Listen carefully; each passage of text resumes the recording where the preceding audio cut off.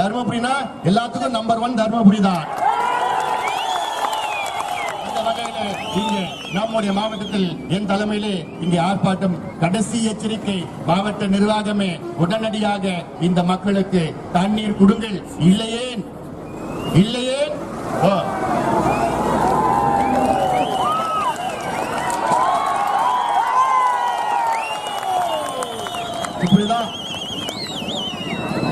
இப்படிதான் போவோம், இப்படிதான் போயிடும். எது போகன்னு நான் இப்ப சொல்ல மாட்டோம். அதனால இல்ல அடுத்த முறை என்ன பண்ணிடுவோம், எங்களுடைய ஆடு மாடு எல்லாம் மேய்ச்சிட்டு கலெக்டர் ஆபீஸ் நான் வந்துடுவோம். அந்த ஊர்ல தண்ணி இல்லைன்னா கலெக்டர் ஆபீஸ் எல்லாம் ஓட்டிட்டு வந்திருக்கேன், கலெக்டர் பாத்துக்கிட்டோம். செஞ்சிடலாமா?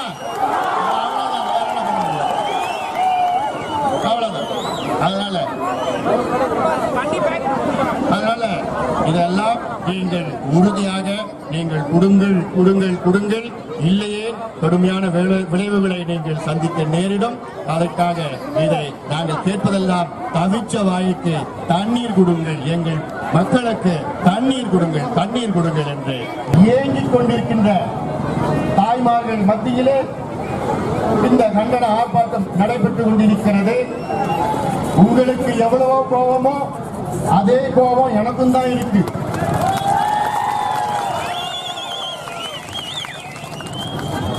ஏன்னா இந்தியாவுக்கு சுதந்திரமாகி 70 ஆண்டுகள் ஆகின்றன. 70 ஆண்டுகள் ஆன பிறகும் இன்று குடிப்பதற்கு தண்ணீருக்கு நாம் ஏங்கிக் கொண்டிருக்கிறோம். வெட்கக்கேடு, அவமானம் இதெல்லாம்.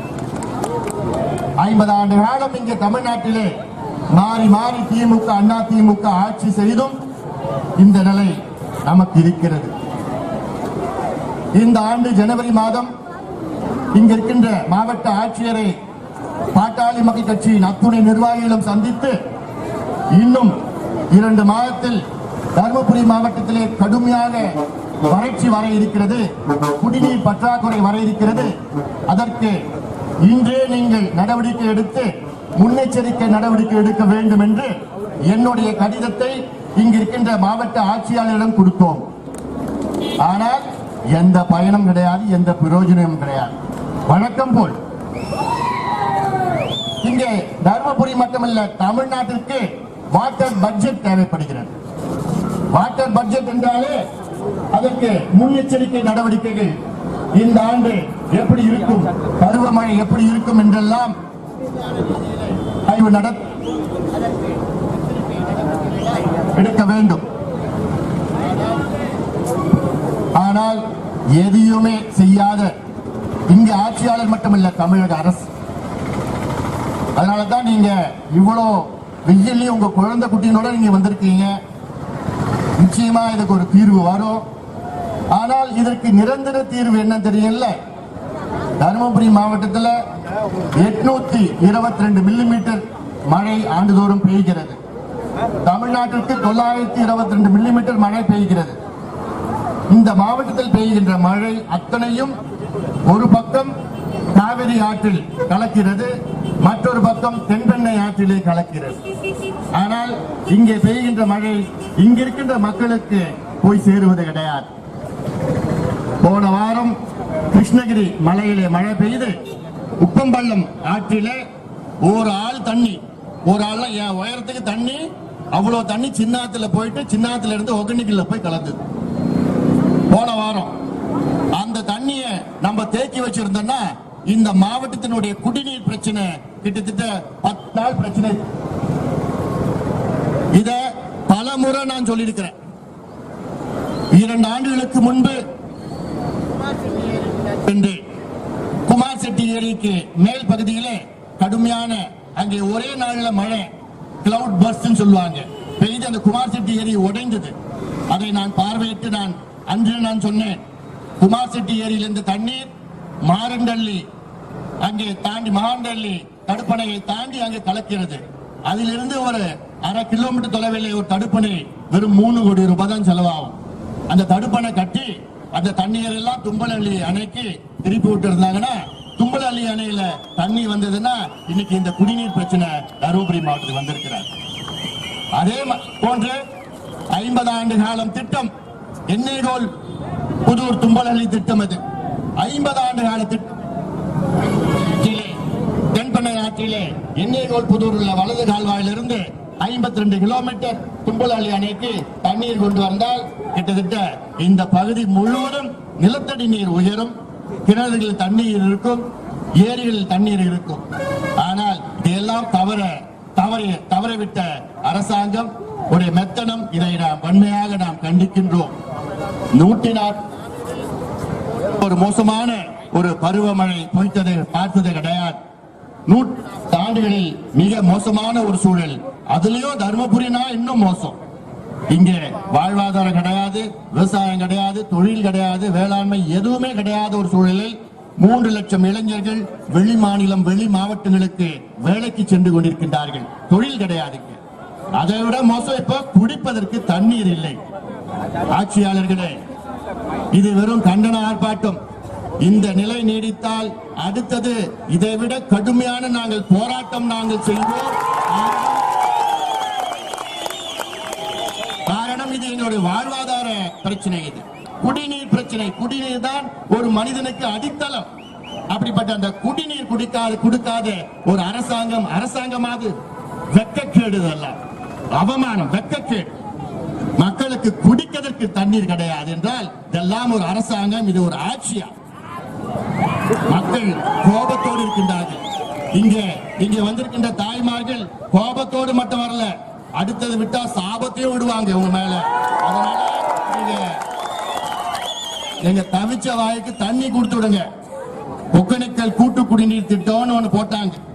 அந்த திட்டம் போடுறதுக்கு முன்னாடி மருத்துவர் ஐயா அவர்களும் பாட்டாளி மக்கள் கட்சியும் எத்தனை போராட்டங்கள், எத்தனை ஆர்ப்பாட்டங்கள், எத்தனை மனித சங்கிலி, எத்தனை வழக்குகள், சட்டமன்றத்திலே பேச்சுக்கள், இதெல்லாம் பிறகுதான் இங்கே அறிவித்தார்கள். ஆனால் அந்த திட்டம் செலவு 2000 கோடி ரூபாய். நினைத்து பாருங்கள், 2000 கோடி ரூபாய் அங்கே திட்டத்திற்கு செலவழித்து குடிப்பதற்கு தண்ணீர் வருவது கிடையாது. தண்ணீர் இல்லை. ஒரு பக்கம் கர்நாடகாவிலே அங்கே தண்ணீர் விட அங்கே மறுக்கின்றான். மத்திய அரசுடைய மெத்தனம். காவிரி மேலாண்மை வாரியத்தை அமைக்க வேண்டும் என்று எத்தனையோ முறை போராட்டம். நான் நாடாளுமன்றத்திலே பல முறை பேசினேன், பிரதமரை சந்தித்தேன், உமாபாரதியை சந்தித்தேன். ஆனால் எந்த நடவடிக்கையும் இல்லை. அதனால் போதும், நாங்கள் பொறுக்க மாட்டோம். மனிதர்களுக்கு மட்டுமல்ல, விலங்குகளுக்கும், இங்க இருக்கின்ற மாடுகளுக்கும், ஆடுகளுக்கும், விலங்குகளுக்கும் குடிப்பதற்கு ஒரு சொட்டு தண்ணீர் கிடையாது, ஒரு சொட்டு தண்ணீர் கிடையாது. அதனால் இனியும் தாமதிக்காமல் இருக்கின்ற மாவட்ட நிர்வாகம் மக்களுக்கு அன்றாடம் தண்ணீர் வழங்குவதற்கு திட்டமிடுங்கள். அங்கே லாரியிலோ அல்லது டேங்கரிலோ நீங்கள் தண்ணீர் கொடுத்தே ஆக வேண்டும். எவ்வளவு கோடி செலவானாலும் அது தப்பு கிடையாது. காரணம், இது குடிநீர் பிரச்சனை. இதே போன்றுதான் தர்மபுரி மாவட்டத்தில் கிட்டத்தட்ட இந்த நீர் பாச திட்டம், எண்ணெய்கோல் புதூர் தும்பலஅள்ளி திட்டம், பஞ்சவள்ளி அணை திட்டம் இது நிறைவேற்றப்படவில்லை. ஜெகநாதன் கோம்பை திட்டம், வாணியார் திட்டம், தொப்பையார் திட்டம், வள்ளி மதுரை அணை திட்டம், சேனைகால் திட்டம், ஜெகநாதன் கோம்பை திட்டம், இந்த திட்டம் எல்லாம் நிறைவேற்றினால் தருமபுரி மாவட்டத்தில் தண்ணீர் பிரச்சனை காலங்காலத்துக்கு வராது. இந்த திட்டத்துக்கு எவ்வளவு செலவாகும் தெரியுமா? வெறும் 200 கோடி ரூபாய் செலவாகும். வெறும் 200 கோடி. இந்த செலவு பண்ண துப்பு இல்லாத தமிழ்நாடு அரசாங்கம் இத்தனைக்கு எத்தனை போராட்டம் நாங்கள் செய்ய வேண்டும் இருக்கிறது. எங்களுக்கு தண்ணீர் கொடுப்பதற்கு போராட்டம், அவமானம், வெட்கக்கேடு. இதற்கு ஜெயலலிதா பலமுறை இங்கே வந்து தேர்தல் நேரத்தில் பலமுறை வாக்குறுதி கொடுத்தோம். கலைஞர் அவர்கள் பலமுறை வாக்குறுதி கொடுத்தும் நிறைவேற்றாத இரு கட்சிகள் துரோகங்கள், இந்த மக்களுக்கு செய்த துரோகம். அதனால் நீங்கள் எல்லாம் இங்க இருக்கின்ற ஆட்சியாளர்களே, உங்களுக்கு இந்த அன்புமணி ராமதாசனுடைய எச்சரிக்கை, ஒழுங்காக இந்த மக்களுக்கு தண்ணீர் வழங்குங்கள்.